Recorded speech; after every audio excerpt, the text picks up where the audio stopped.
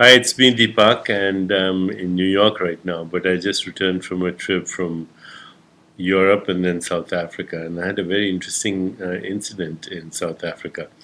So on the morning of my lecture, I went to the gym about 6:30 in the morning, and this was in the hotel that I was in. And from there, I went to the business office, which was on the basement floor of the hotel I was staying in. And then I took the elevator to go to the third floor, and my elevator suddenly stopped between the first and the second floor, and that was because the electricity had gone off. So everything went dark, and I'm all by myself in an elevator in the shaft between the first and the second floor. And so for 1 hour, I did my meditation. I said, they'll figure it out, the electricity, and they'll soon know that somebody's stuck. But when nothing happened after an hour, I didn't know what to do, and I had a lecture coming up with 2,000 people in the next 2 hours, in the following 2 hours. So now I started to scratch my head to figure out who I should call. And I called my promoter from my cell phone, and he didn't pick up. And I called a few other people that I knew in South Africa, and they didn't pick up. And so now 2 hours went by.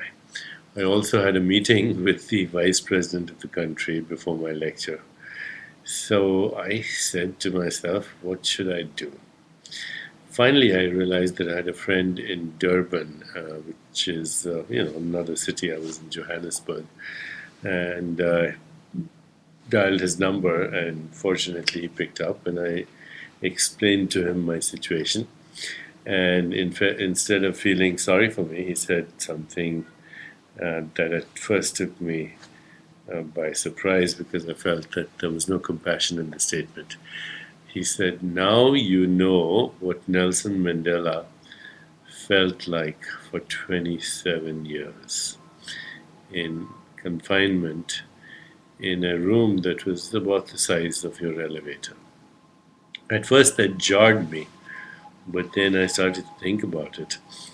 And I said, wow, I'm having a Nelson Mandela experience. And, what would a lot of people give to have that experience, and to understand that a man who was in solitary confinement for 27 years could come out of it without any resentments, without any grievances, without any desire for vengeance or retribution.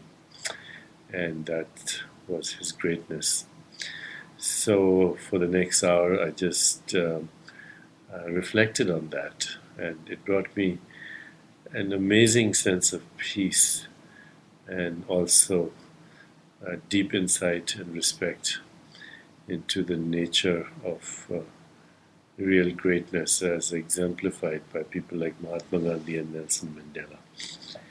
So, anyway, they finally got to me. The electricity came back, but the elevator wouldn't work. So they threw a rope and pulled me out, and I rushed to my room, and I had a quick shower, and I just about made it to my lecture and to my meeting with the vice president.